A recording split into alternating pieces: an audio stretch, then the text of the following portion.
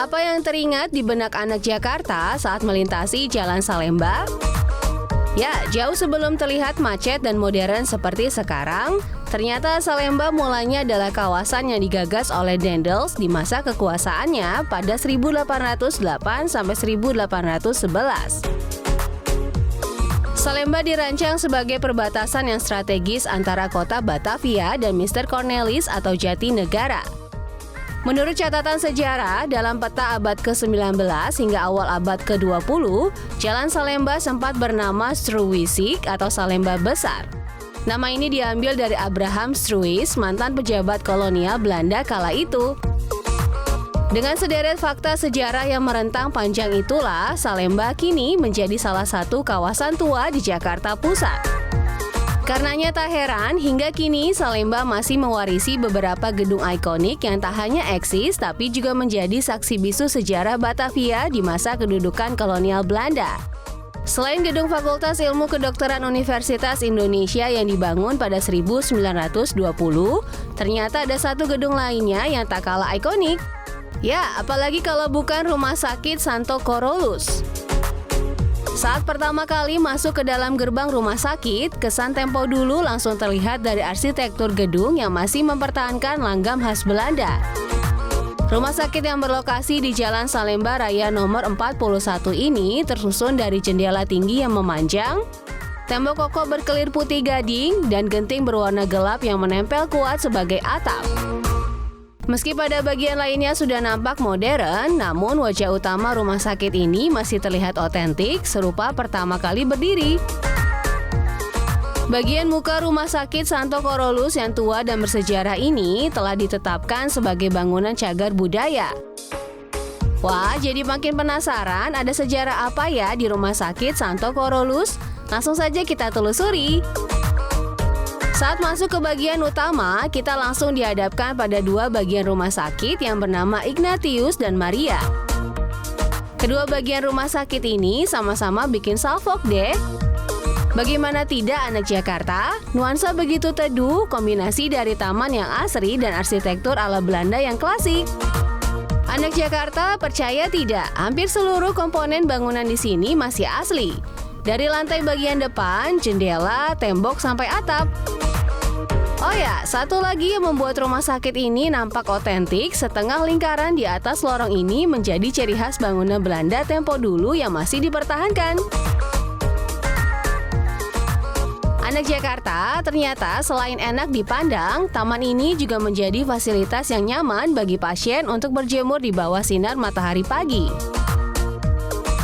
Oh ya, bagi pasien yang beragama Katolik, kehadiran patung Bunda Maria dan Yesus Kristus di area taman ini bisa digunakan sebagai sarana doa yang tentu saja menenangkan pasien dan keluarga pasien yang tengah berjuang melawan penyakit. Jika jumlah keluarga cukup banyak, keluarga pasien bisa menggunakan kapel Santo Carolus untuk berdoa dan mengikuti misa harian dan mingguan. Tak hanya khusus pasien, kapel ini juga melayani umat Katolik di kawasan Salemba dan Keramat Raya.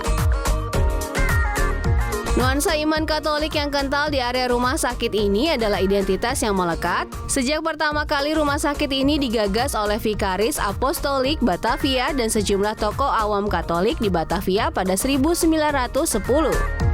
5 tahun setelahnya, gagasan tersebut disambut baik oleh MDR Lucia Nolet, pemimpin kongregasi Suster-Suster Cinta Kasih Santo Carolus Borromeus.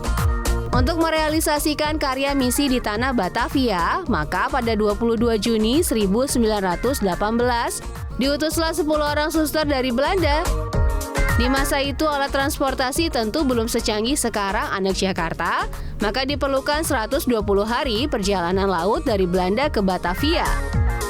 Dalam perjalanan yang panjang itu, para suster sempat mengalami mabuk laut dan perubahan iklim yang kontras dari Eropa ke Asia.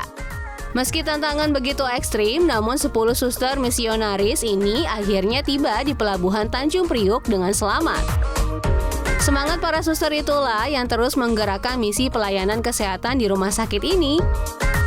Selain sehat fisik, uniknya juga ada pelayanan rohani bagi para pasien yang beragama Katolik, seperti penerimaan sakramen orang sakit, misa Jumat pertama, dan komuni di setiap sore.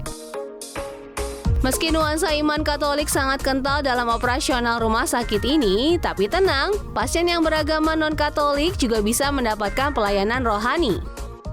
Untuk melayani pasien lintas iman, bidang pastoral rumah sakit bekerja sama dengan berbagai agama untuk mengadakan doa lintas iman sesuai dengan kebutuhan dan agama yang dianut pasien. Tak hanya universal dari segi pelayanan rohani, sejak awal berdiri, rumah sakit ini juga terbuka bagi pasien yang datang dari berbagai kelas ekonomi.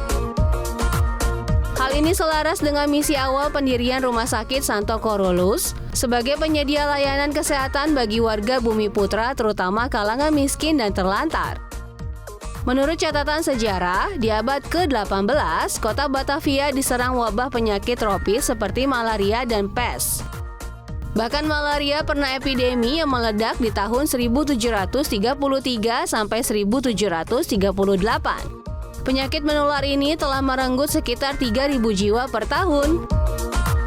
Di masa genting itu, pelayanan kesehatan tentu saja hanya diperuntukkan bagi para elit Belanda, sementara rakyat miskin jadi kaum marginal yang paling rentan wafat karena tak memiliki akses kesehatan. Melihat kondisi yang memprihatinkan kala itu, Rumah Sakit Santo Carolus menjadi pelayanan kesehatan yang terbuka bagi semua kalangan tanpa melihat kelas ekonomi, status sosial, dan perbedaan agama.